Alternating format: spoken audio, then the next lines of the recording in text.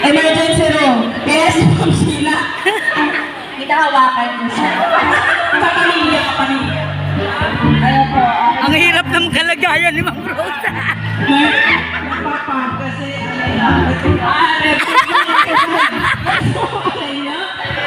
Kinukuha ko yung vitamins sa nire-record ko po. mga nakandok ng dito mga malala. Dextrose. May naman dextrose tayo. Eh, yes, sir, gano'n. At kapamilya, umiiyak. Huwag na sa alas.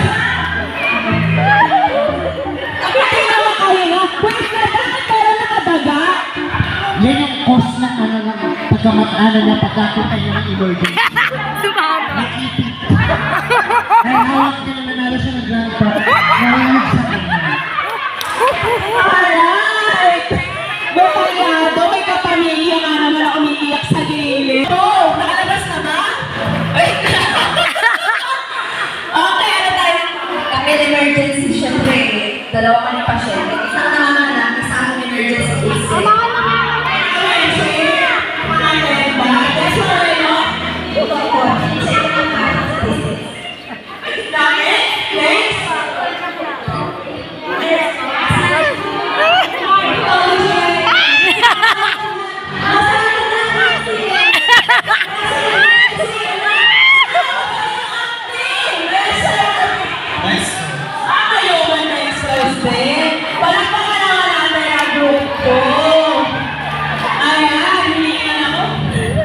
Saya.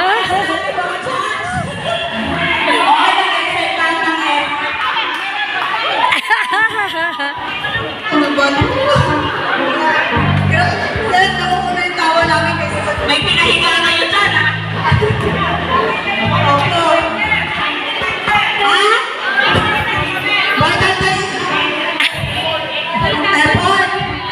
Nako! Oh, ayan pa. Paano ba ito, Prestory? Ikaw na, baka mamaya makilang na tayo. Opo. Ang nanalo po.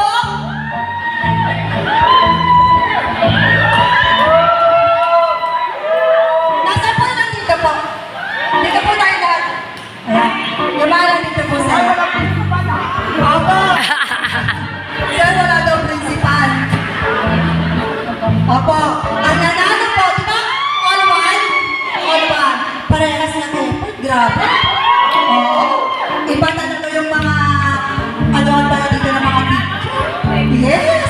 Akala ko ang effective lang yung mga estudyante pa rin pati pa ng mga teachers. Grabe. Mahirap po sa amin to. Yung first ano po natin, number 1, and then second, and then third. Ang nanalo po ay wala ka pa ng pangan. Number 1! Number 2! Parang dinadal ko sa palakpakan ako lang. Okay, ang nanalo si, sabay tayo. 1, 2, 3. Sila pang parehas ang nanalo. Kasi parehas po nag-effort.